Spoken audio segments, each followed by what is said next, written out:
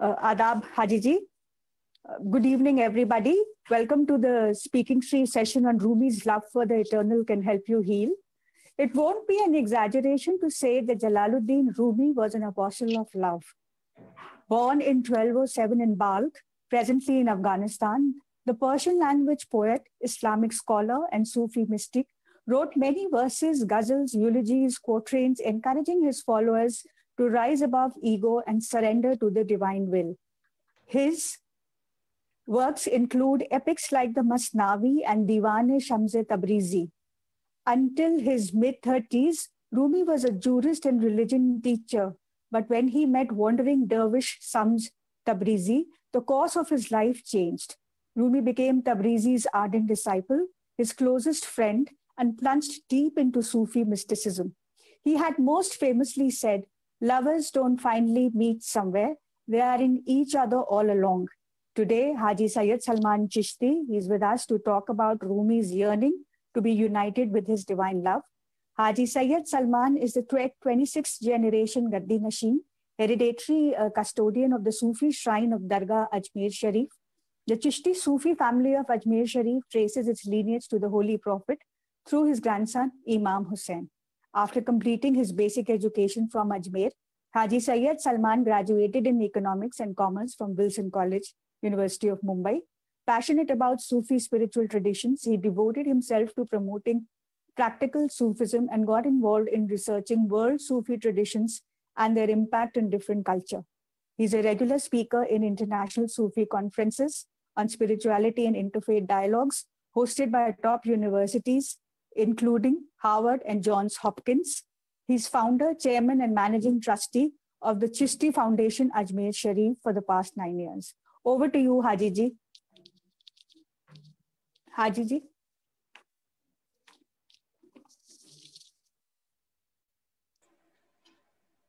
Haji Ji, you talk for 30 minutes and then the floor will be open for question answers. Over to you now. Adab, greeting of peace, namaste, satrikal, and what a wonderful day to come together in remembering and observing the 747th annual Shab-e Arus, the Urs Mubarak, the Wasulat ceremony of Hazrat Maulana Jalaluddin Rumi, Qaddasallahu Ruhu. Today, on the 17th of December, we extend our greetings and our duas to Speaking Tree, all the editors, all those who have envisioned from day by day, month by month, years by years, as Speaking Tree has really taken the thoughts and the feelings and the mystic longing and belonging to millions and millions of its readers every day. And such a wonderful thought that today on the 17th of December, we are gathered here, not just to share, but also learn about the great wisdom, the words, and a feeling so phenomenal that over 747 years that we are remembering Hazrat Maulana Jalaluddin Rumi today. And it just seems that the teachings and the poetries and the Sufi wisdom, the whirling has been a part of our life, a part of our interaction, and part of our longing and belonging to the divine. As those mystic words and the ways and solitude and meditation that have been passed on through Sina Basina, heart-to-heart transformation of knowledge, over 7 centuries. And it's really incredible that today the world from Mashriq to Maghrib, from east to the west, is being not only mesmerized, but also being deeply touched by teachings of Maulana Rumi. As we know that in the West, especially in the United States of America, Rumi, Hazrat Rumi has been the best-selling poet of over past 10 years. And it's the wisdom and his teaching have been translated into numerous global languages as people connect in their own special way as the teachings of Maulana Rumi. Being born in Balkh, Maulana Rumi, in the 13th century, which was today's northern Afghanistan frontier, and it was part of the greater undivided Hind. It was deeply influenced by the mystics of those regions, especially the Chishtis. When we talk about the sama, the music, the mystical denotes. So the teachings and upbringing of Hazrat Maulana Rumi was in the province of Balkh, where he was born, which was in the 13th century a strong Chishti mystic presence in that region. Later, during the time of turmoils and Mongol invasions and the troubled time, Maulana Jalaluddin Rumi's father and the family moved to the Seljuk Empire, the Seljuk Kingdom, and there he attained his knowledge, his learnings, and started teaching in Konya, the capital of the Seljuk Kingdom in the 13th century, where present day Konya is the place where the Dargah, the tomb, the shrine of Maulana Rumi is there, and millions of pilgrims, devotees, seekers visit Maulana shrine every year during Shab-e-Uruz, this particular time and day. Every year on the 17th of December, there's a special ceremony which is arranged inside the Dargah in the tomb with a prayer for world peace. As Maulana has said, that come, whoever you are. Baza, baza, haranche hasti baza. Sad bar gar tauba shikasti baza. Idargae ma na umidi nist. Idargae ma umidast, umidast, umidast. So come whoever you are. Even if you have broken your vows of repentance, come. Our doors are not the doors of despair. Our doors are the doors of hope, hope and hope. In India, we have connected with the teachings of Maulana Rumi in a very, very special way, not into the modern translation, but also into the traditional and ancient way as well. As we know that during the 16th century, the 17th century, across northern India, there was a great trading route right up to from the Silk Route coming across India. So there was a great interaction between the mystics of all the centuries between India and Turkey and those provinces like Khorasan, Anatolia, and Hind, as they were known in those days and those ages.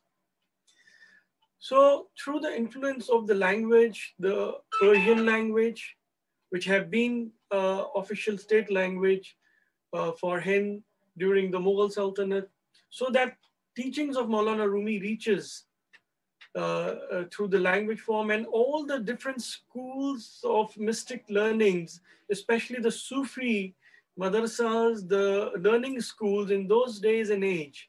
It was mandatory after the Quranic teachings and the Hadith and all the formal Islamic spiritual teachings.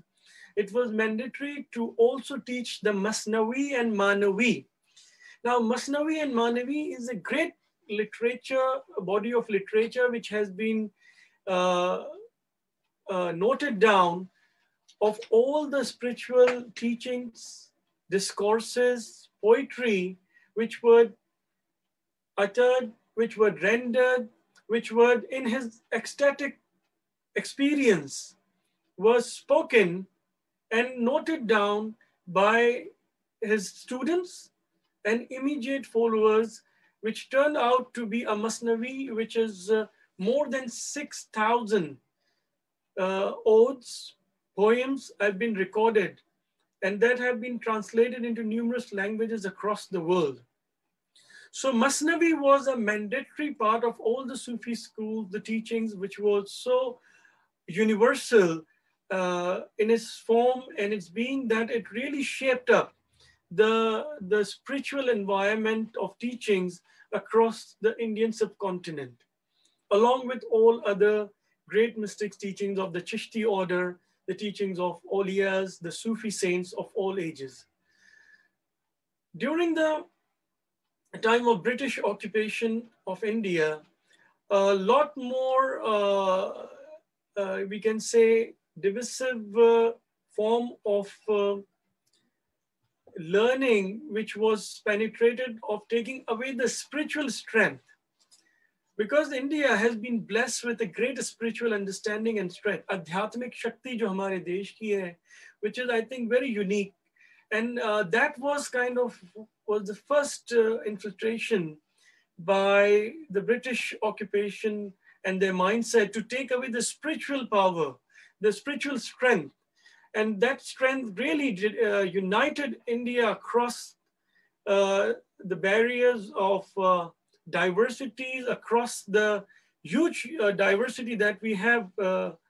And that is what's really the strength of unity and diversity in India. So some of the extremist ideologies like the Wahhabi and the Salafis were part and parcel of the British divide and rule agenda.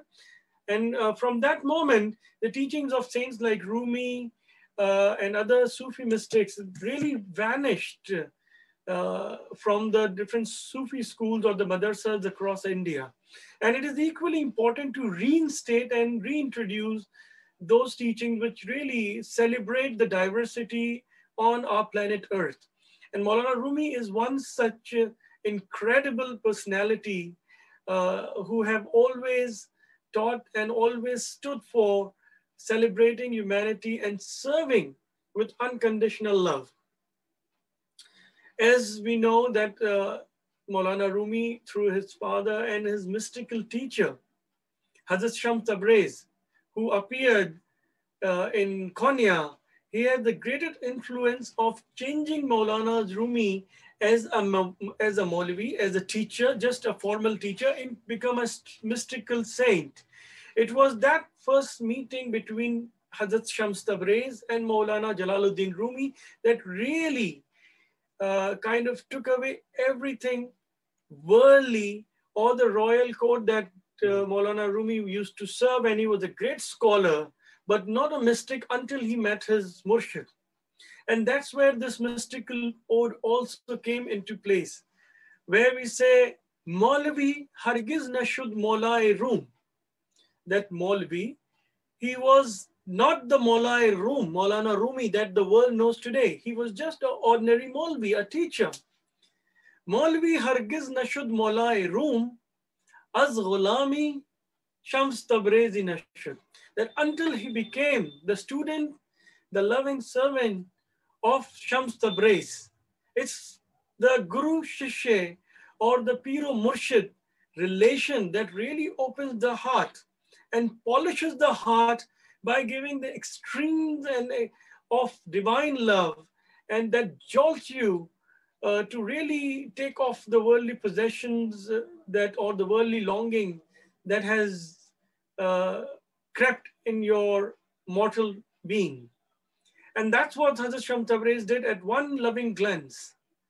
And the meeting was so interesting that when Maulana Rumi was teaching to his hundreds of students in his palatial madrasa, which was also served as a royal court in the Seljuk kingdom, as Maulana Rumi was officially on the royal court as a spiritual and Islamic teacher, and had hundreds of students coming to learn from him.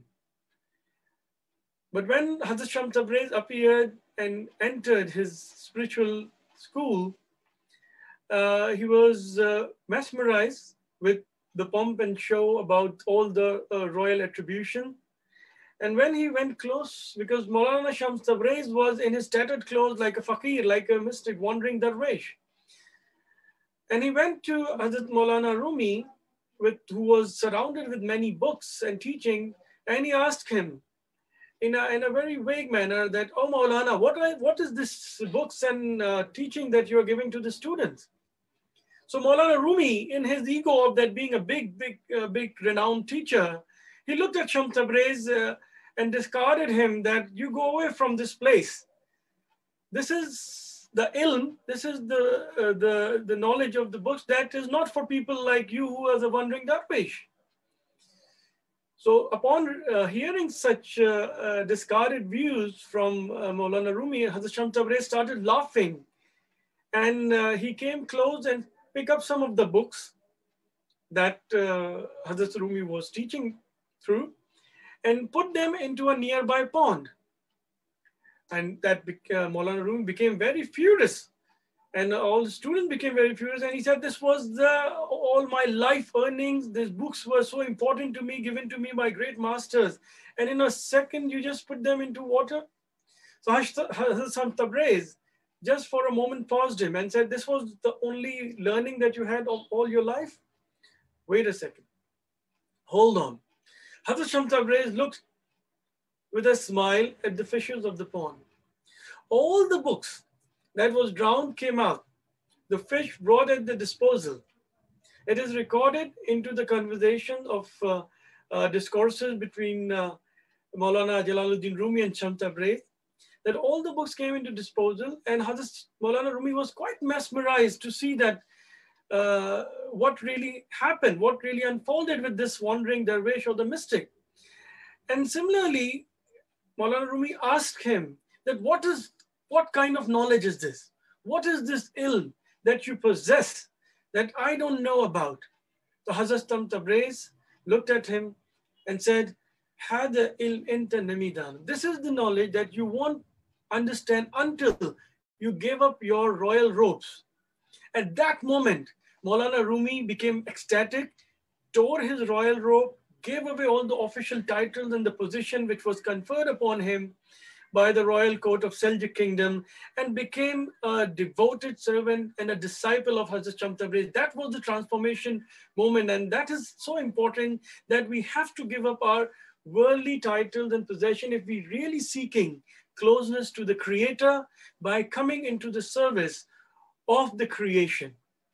And from then on, Maulana Rumi became the Rumi which the world today knows as the Masnavi came into being, all the discourses, all the interaction between Hazrat Shams Tabriz and Maulana Rumi, which was noted down by his immediate students and the murids, that became really phenomenal because it spread it far and wide by the travelers, by the seekers, as far as even, we can see into the Greek translations, or you go to Africa or Europe, any of the places, even in Russia, where I have traveled, there are numerous books which have been translated into different languages, and people really adopted them and made this part of the syllabus of teachings around their classes of spiritual discourses, and also religious studies across the different universities in today's time. So coming back to the 21st century with the wisdom of Maulana Rumi, I think it is equally important to reflect upon the deep pain and the sorrow that one has to experience into the course of walking towards the divine beloved. And Maulana Rumi has shared that into different poems, poetries, from time to time, as we know. Maulana's greatest teaching is serving humanity. And all the mystics of the Mevlevi order or the Chishty order, even today, when we go, they are engaged in serving communities, human families, refugees, whoever comes to the doors, like in Ajmer Sharif, the langar, which is purely vegetarian, served to hundreds and millions of people today. Likewise, we have been fortunate to visit Maulana Rumi's shrine when it was the Urs of Maulana in Turkey. This year, of course, due to the COVID, as we are doing this virtual conference, no one has been allowed to go to Turkey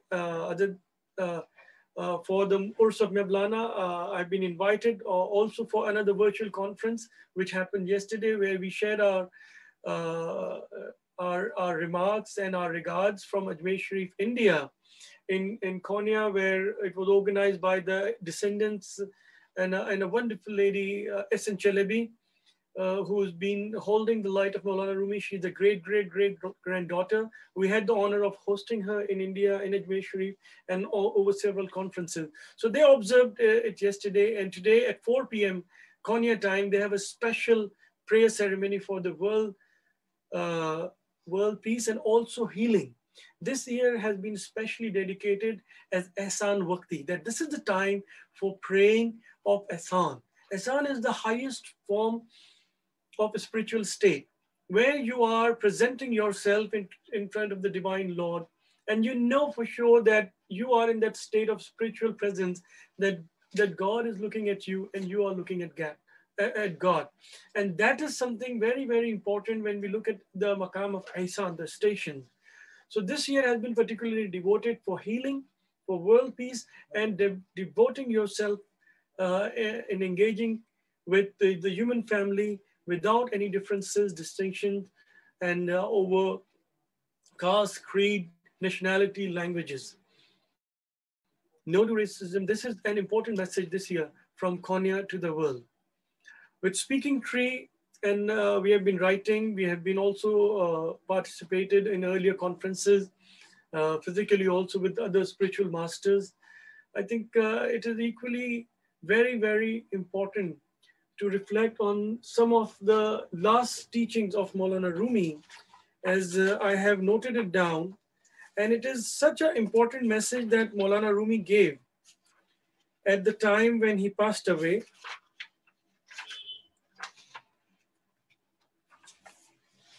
It was his teachings that was very, very essential to his students who have taken forward the message of Maulana Rumi, and also to those people who were not aware of what was the real teachings of Maulana. It is where he said that just before he left the worldly abode, and he gave this as a wasiyat to his students, to his murids, and his son, before he died at the age of 66 in 1273 AD.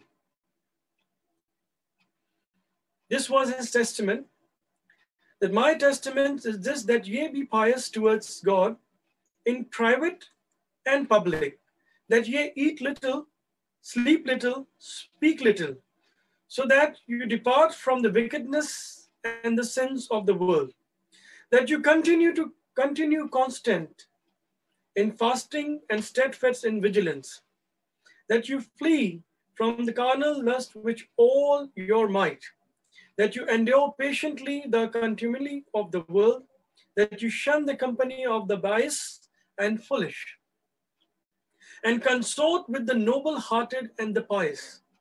Verily, the best man is he who do good to men, and the best speech is that which is short and guided the man on the straight path.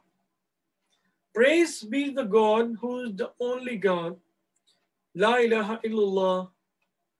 What better advice could one, especially a person who is about to depart from this world, could give to not only his immediate successors, but for generations to come?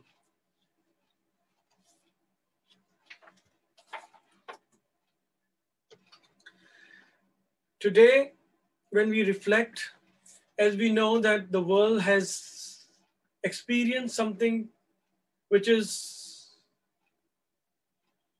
unprecedented in nature, from past 1 year, almost since March till today, that we all have been grounded within our confines of homes, our cities, with no literal movement as you used to be before the COVID. There's a great teaching in such environment, that we all have been given a time to reflect upon our dealings with the world, our longing towards the world? And is this really the purpose of our being, our purpose of our creation? Poets and mystics like Maulana Rumi, Hazrat Shams Tabriz, Hafiz Shirazi, Sheikh Sadi, Fariduddin Attar, numerous of them, Bulle Shah, Baba Farid, and numerous of them we can name who have reflected what we have reflected in these past few months in their daily lives. Because their purpose of being on this planet Earth was not their own ego, was not their own thoughts. It was the divine purpose. And each soul, each human being, this is important to reflect here, that each soul and each human being has been sent to this planet, to this earth, with a specific purpose. In the blind materialistic pursuits,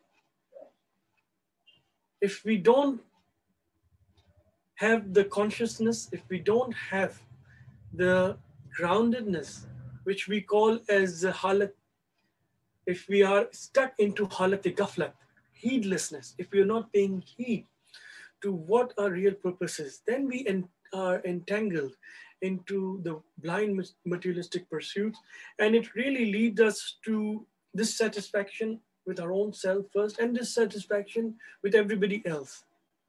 And there are numerous distresses, numerous situations that one goes through.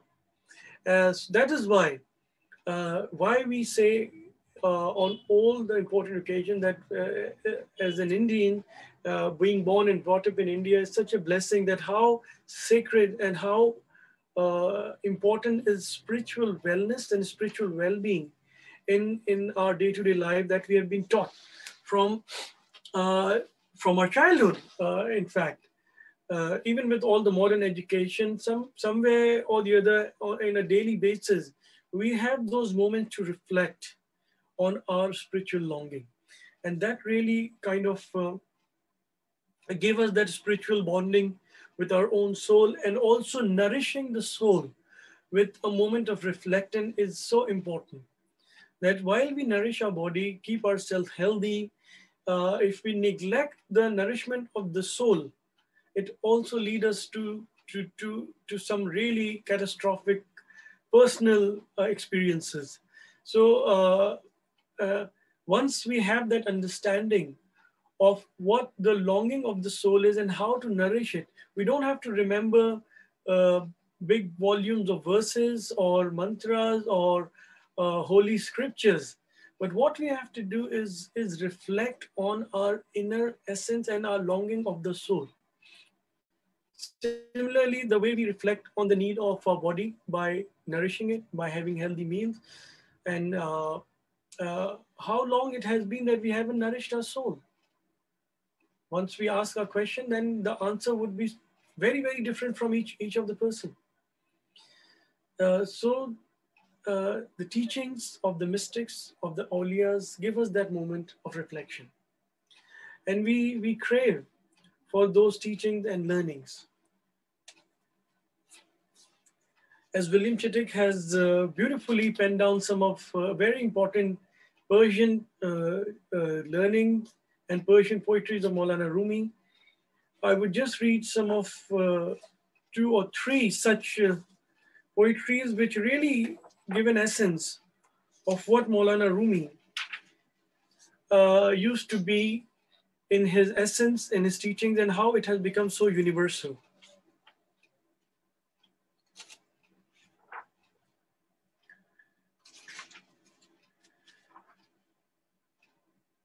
Practice is an important aspect. Maulana Rumi does not deal with these matters of explicitity, and there is no reason to enter into the fine distinction made by spiritual thoughts among those kinds who were before, like prophets and the awliyas. As all his teachings have been centered on the mystical learning of the Quranic verses and the hadith, and his own personal deep experience with his teacher, Haji Syed Tabriz.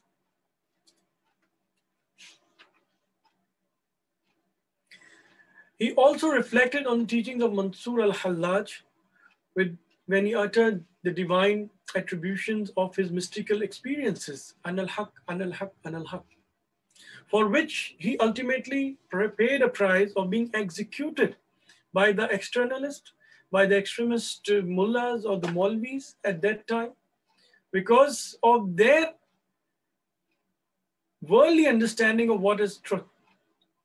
For them, it was that Mansur al-Hallaj has engaged in something which is blasphemy, that I am the truth.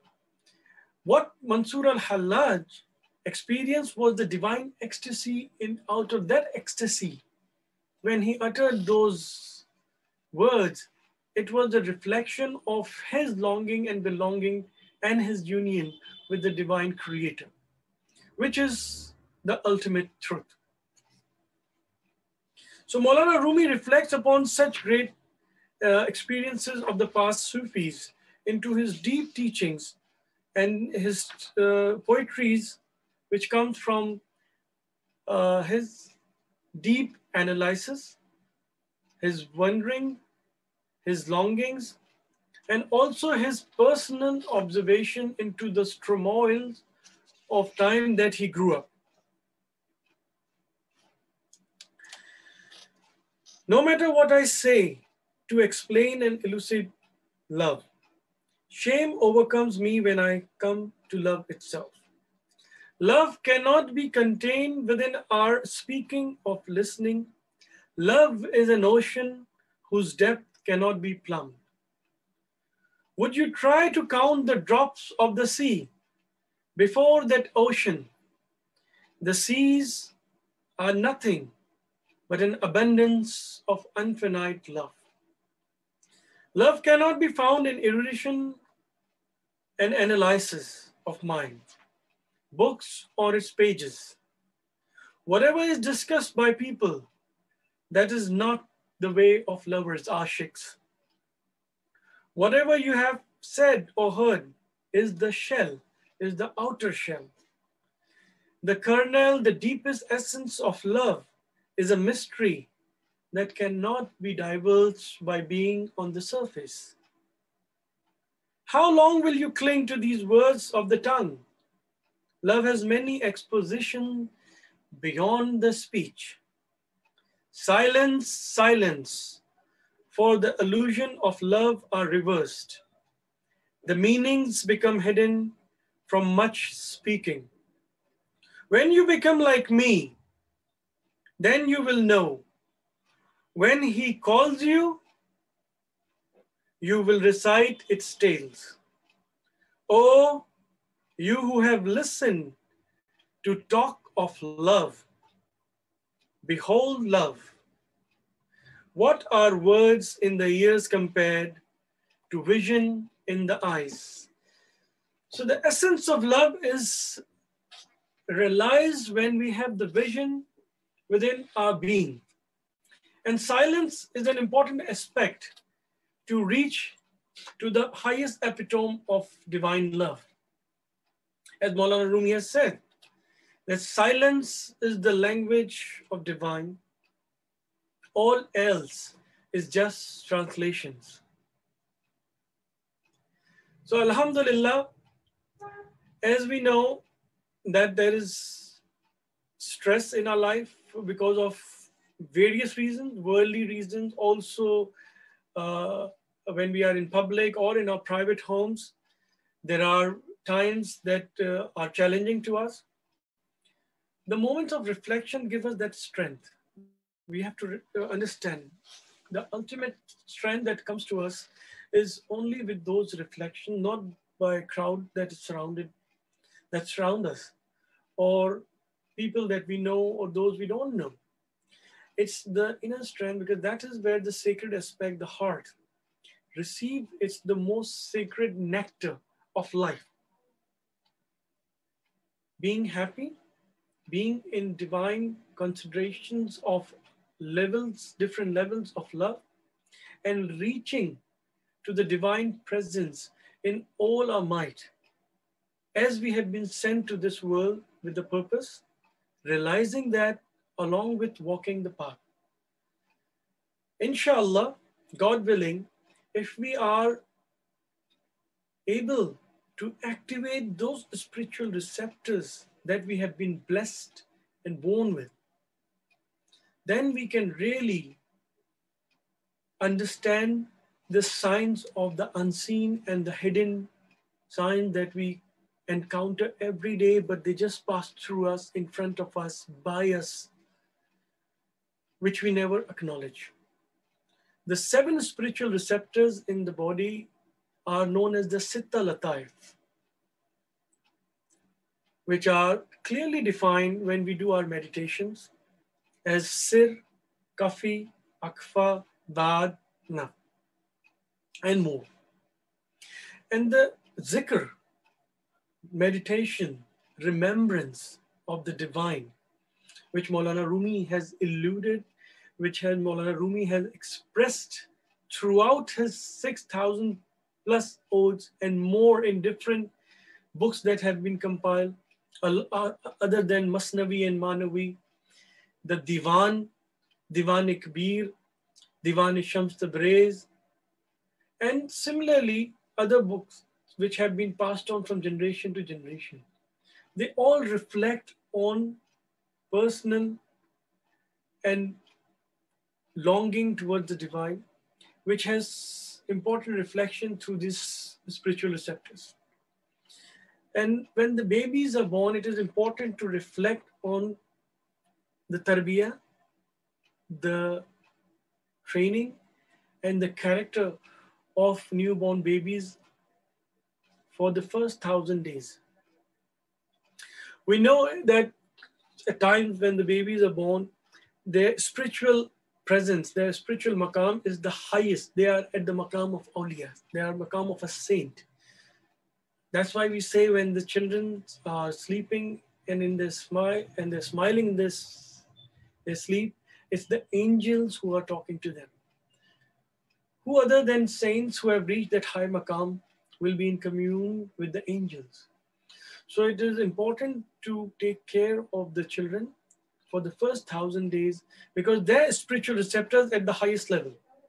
As they grow and are not among the circle of remembrance, they grow physically, yes, but the spiritual receptor diminish. If the food for the soul, which we call the Giza-e Ruh, maybe it is through meditation or spiritual music, as the Chishtis have really focused on Qawwali, which is the Sama, and the Mevlevi tradition is Sama, where they do whirlings and there's chantings and the zikr throughout the Sama ceremony as we have in the Qawwali. And that becomes really the essence of spiritual nourishment to elevate and really keep these spiritual receptors in a high places. So I think these teachings are important to have daily practices, whether it is for a minute or an hour.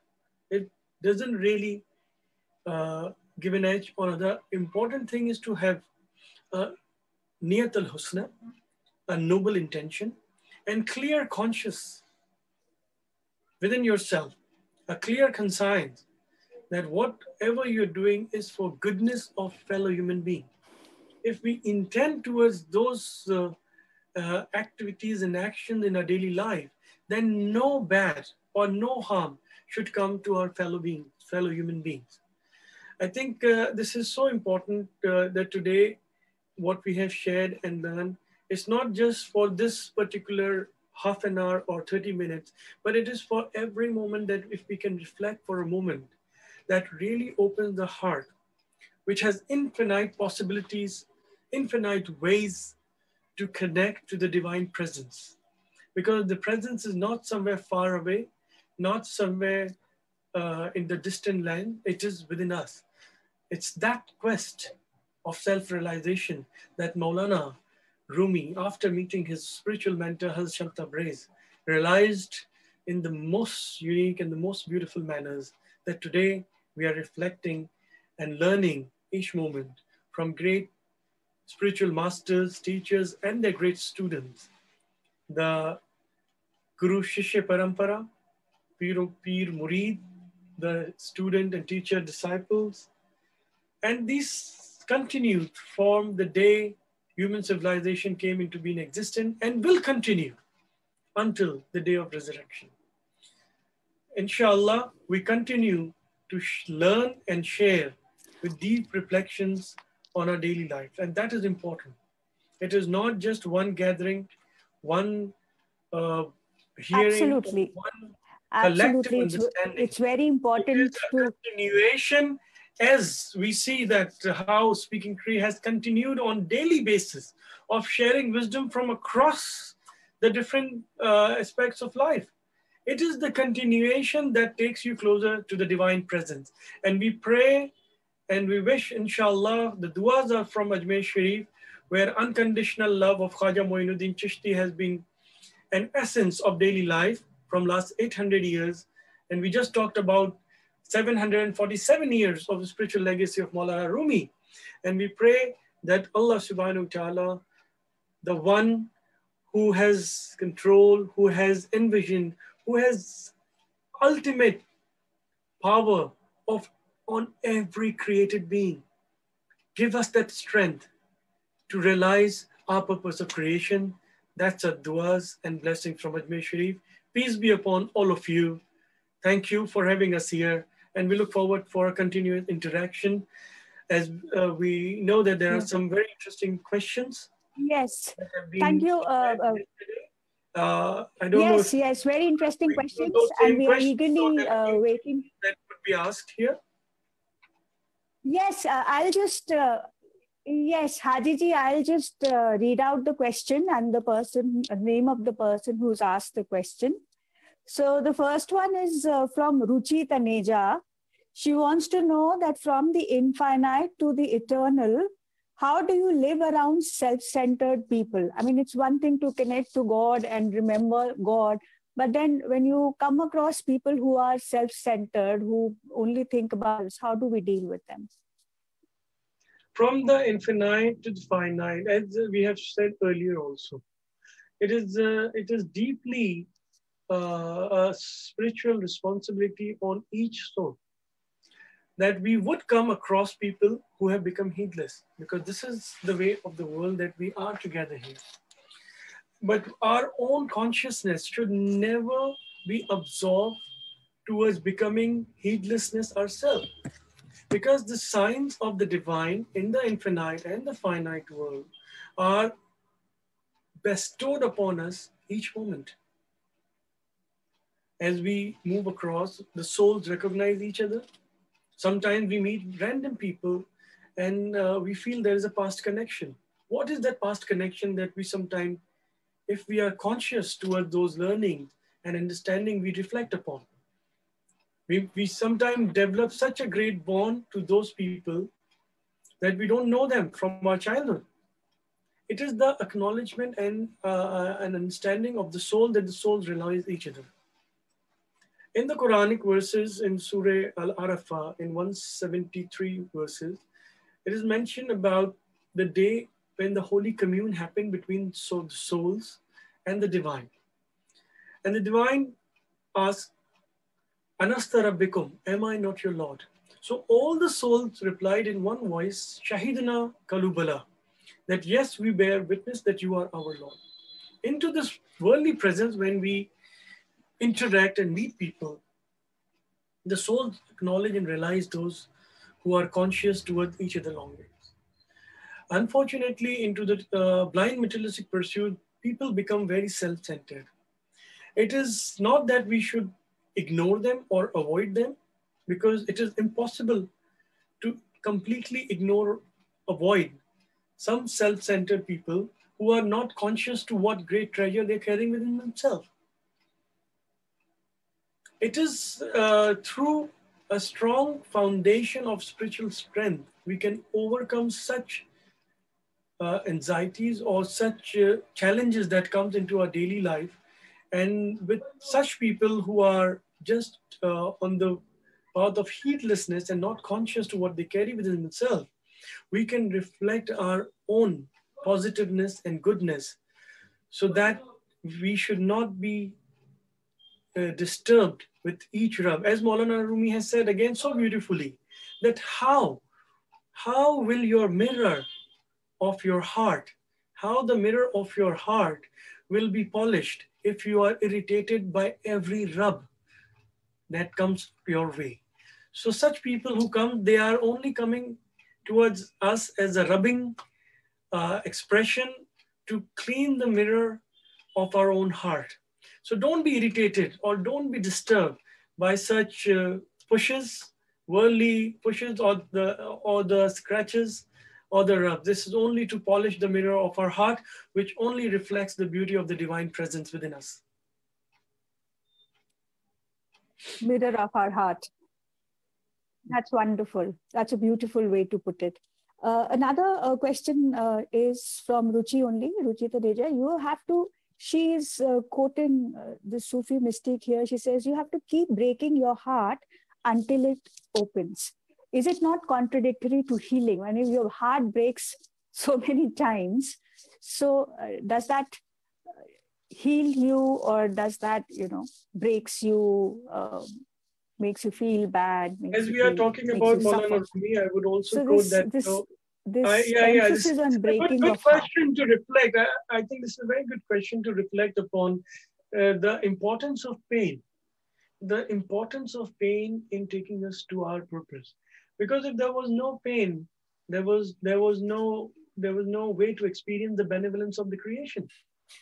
Another translation of Maulana is so apt to this question: his wound is the place where the light enters. The wound is the place where the light enters. So I'll explain it again with the teachings of Baba Farid, a great spiritual master of the Chishty order, who worked extensively in the region of Punjab. So once some people came to Baba Farid and asked him, they were into very much distress of the worldly pain. They came to Baba Farid and asked him to make dua, pray for them so that they overcome the worldly pain or the distress that they're experiencing. So Baba Farid was in his deep ecstatic moment. He looked at them and he raised his hand and he prayed, Ya Allah, inhe dard de. Oh God, give them pain. And then he again went to his ecstatic silence. So those who came, they were kind of quite taken aback by this dua, and they waited until Baba Farid could explain this dua. So when Baba Farid came into his his ecstatic hall, Baba Farid looked at them and they asked very respectfully that if you could explain this dua. So he smiled at them and he said that until unless you experience the pain from the Creator, you would never be able to experience the rahmat. जब तक आप दर्द का एहसास नहीं कर सकेंगे तो उस खुदा की रहमत, अल्लाह की जो रहमत है, उसका आप एक्सपीरियंस नहीं कर सकते.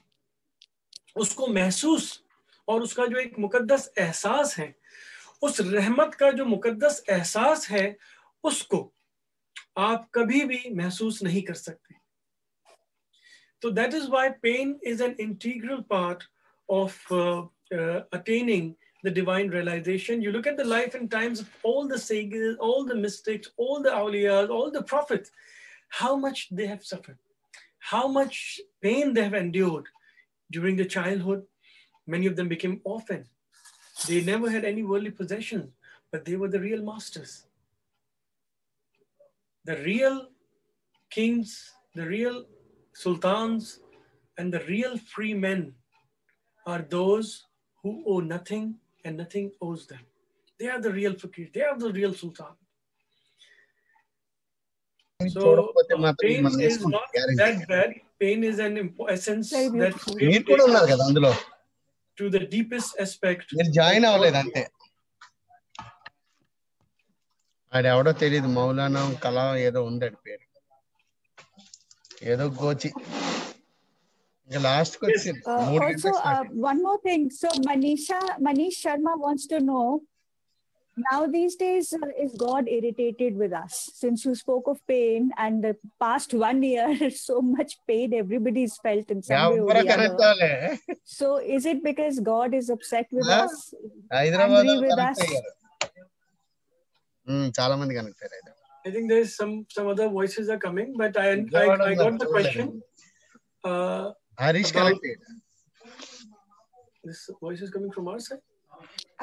Is God upset with us? I have no, I don't think so. Okay, bye. There is some conversation happening along with what we are talking. Maybe somebody has to mute their mics. But anyway, I understand that, but this is a question which doesn't really make up to a question, because as we know that God, the divine creator, Allah subhanahu wa ta'ala, the one who holds all expressions, we cannot comment about, we cannot talk about any expression of God. I mean, like, God doesn't hold that expression that we could embody. It is beyond the presence of, and the divine presence, the creator is beyond any expressions of, as the worldly expression that we know as hate or irritations or these kind of things. But this is actually, we could see that this is, for the believers, it is a rahmat, this could be, this is a way to express. And this is also a great opportunity. I think this is an opportunity which not many communities or the many generations even are bestowed, because this is the time that has gone by would be talked for at least next 3 to 4 centuries, what we have lived and gone through and what we have endured and really overcome. It is sad, of course, the lives that have been lost, the pain that has been inflicted, the families that have been disturbed. But it is also, I think, what we have reflected through our meditation, that this is the way of the divine, that there was an excess of human disasters. There was an excess in human liberty in the face of divine creation, as there was a lot of tampering which was happening across the world. And I think this is the sign that we know that there is a clear message from the divine, that no matter who you are a human being, you have been a creator, you're part of the creation, and don't transgress the rights that has been bestowed upon you by the creator. Don't transgress the rights of other creation. As human family, we have transgressed the rights of environment. We have transgressed the rights of natural habitat. We have transgressed the rights of all other creation by imposing, by just emphasizing on superiority or the technological or the scientific advancement or the industrial advancement that we have, which is good for our development. But there has to be a conscious approach towards the development. As we know that there were leaders around the world, there were people around the world who were claiming that we can create synthetic clouds, we can create rain, we can do things which we can't even imagine. And now today, one unseen virus, which is not even visible by human eyes, has taken the world down. So what were we boasting about? What world were we claiming that we are the one, we have become, what we can do at any time? One unseen virus has taken us down. So it is acknowledgement, also reflection. I think this past 9 to 10 months, since March to today in December, this is also a blessing in disguise. I was speaking at a forum just last month. It was a World Environment Day with the United Nations. And I think this is a blessing in disguise, because this has given us time to stop that transgression, to stop, when people were dying of thirst. There was no drinkable water. We learned about what was happening in South Africa and parts of Africa, people dying of hunger. Is that what the world mean for us? No. So this is not some irritation by the divine creator, by God. Absolutely. It is our own excesses. It is our own excesses that we have to correct them. And that is the moment of time that we have been given, which might not be given to the future generations.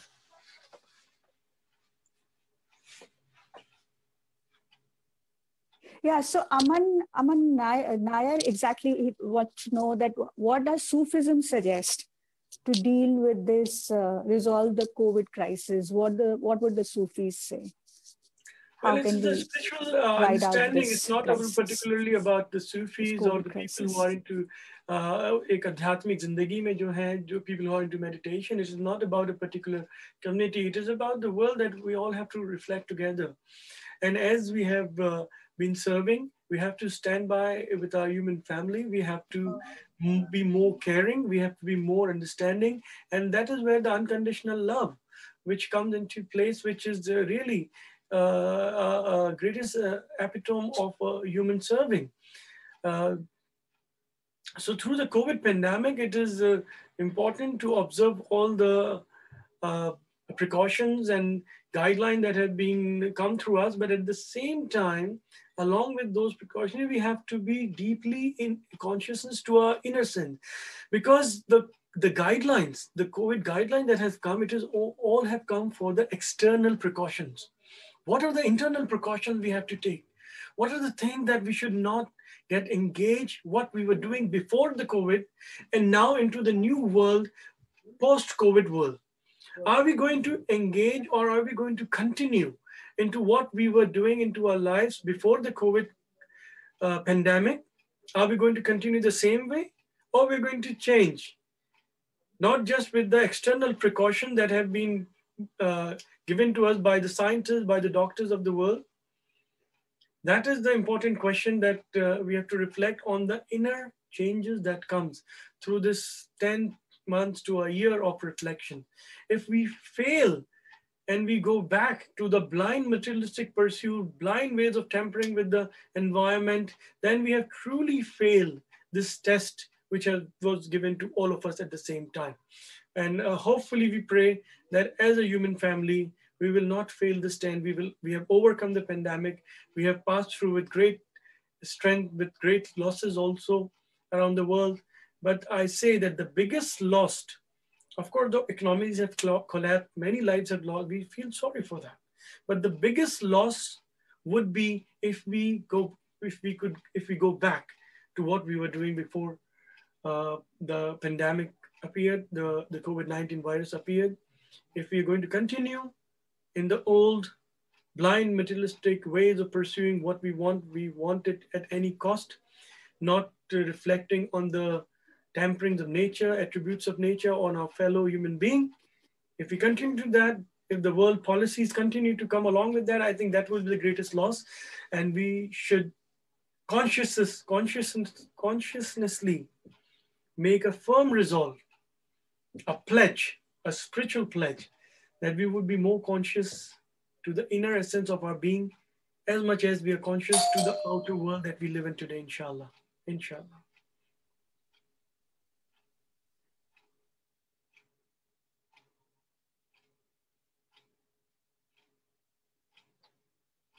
Yeah, also one more question, Haji Ji, is you spoke of materialism.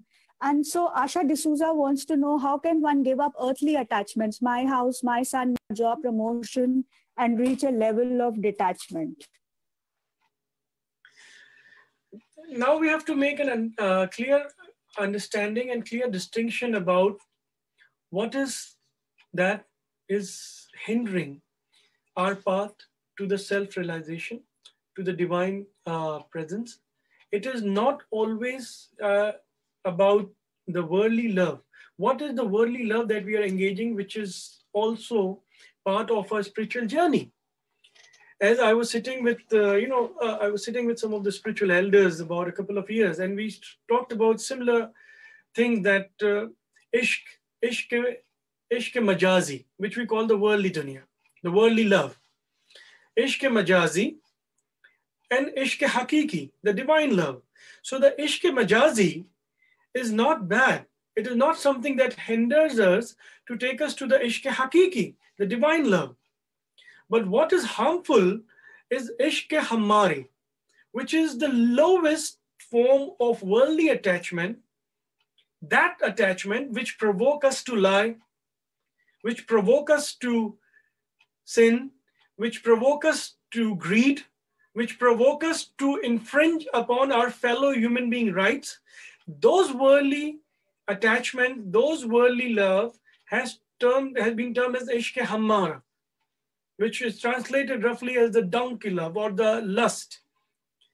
So ishq majazi, the worldly love, the love that I have for my mother, for my house, to have a good life, is absolutely okay when it is done into a higher pursuit of reaching towards the blessed, a blessed goal or the divine love.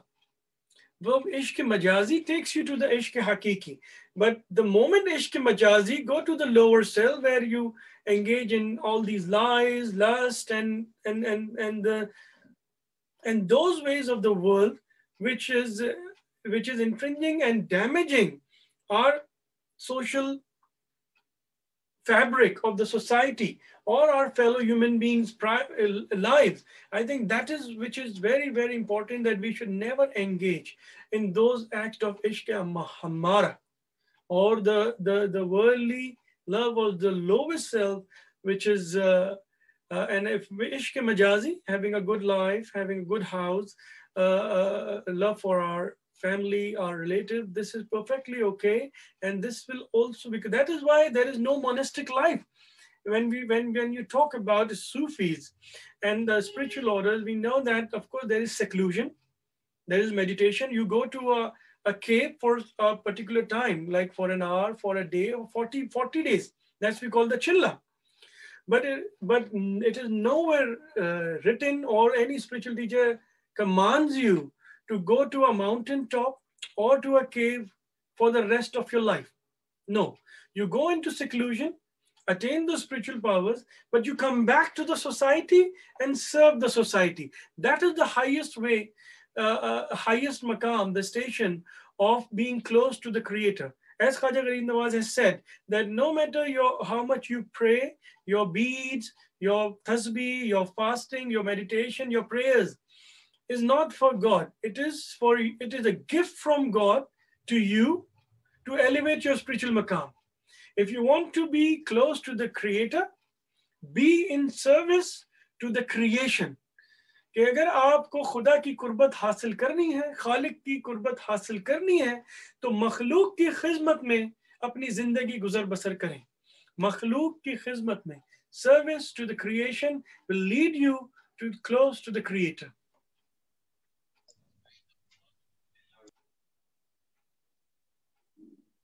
Wonderful, Haji Ji. Just one last question.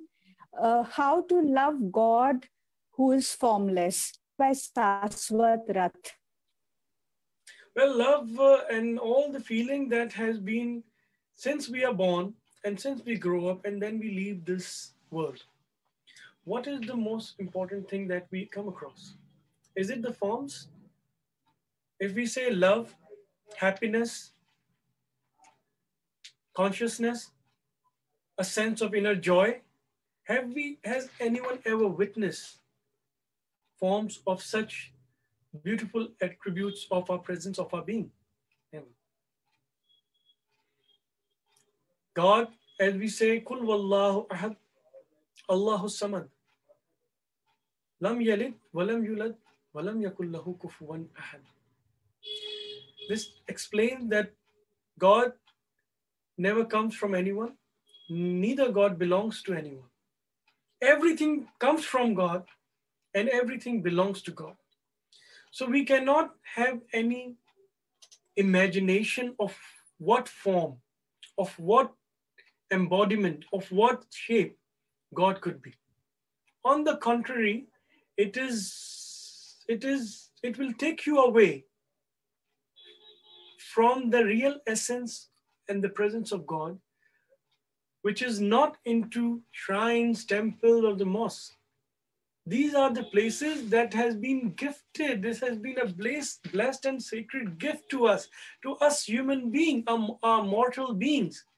All the sacred spaces, these are the gift from the divine to us, so that we can be there and feel content with the presence of God, not only in those sacred spaces, but also within us. As we walk out from our sacred spaces, are we walking out empty, or are we walking out with God consciousness and God presence within ourselves? That will make a difference on loving and having the presence of the divine in ourselves and our heart and everywhere. Har shay, whichever direction you see, whichever direction you go, that's where the divine presence is. And that really is beyond the cosmos, the micro and the macro and the cosmos. These spiritual attributes is being bestowed as a way to enhance our spiritual experience with the divine, not to restrict them. If we are able to imagine, if we are able to define, then what is the way, what is the maqam, or what is the pursuits of our own longing for the divine? We are restricting our spiritual pursuit to the omnipresence, to the one who is omnipresent. I think with this view, it is just when we close our eyes or we open our eyes, it's every moment we reflect the presence. And that's where, while we are standing on the roadside, an elderly person, a blind person, you'll hold the hand and help them to cross the road. You think God's presence is not there?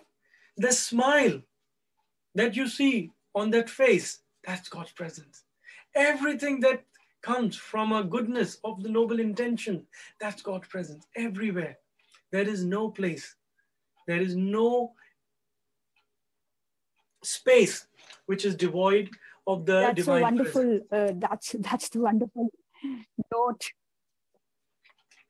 Yes, absolutely. This is a very beautiful thing and a very wonderful thing to keep in mind always, that the divine presence is everywhere.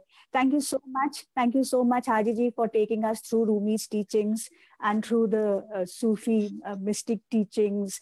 And once again, helping us remember that each one of us here on this earth is unique, and we've come with a purpose. And no matter what happens, we have to keep our intentions noble and conscience clear. So that's the message that I'm taking from this conversation today.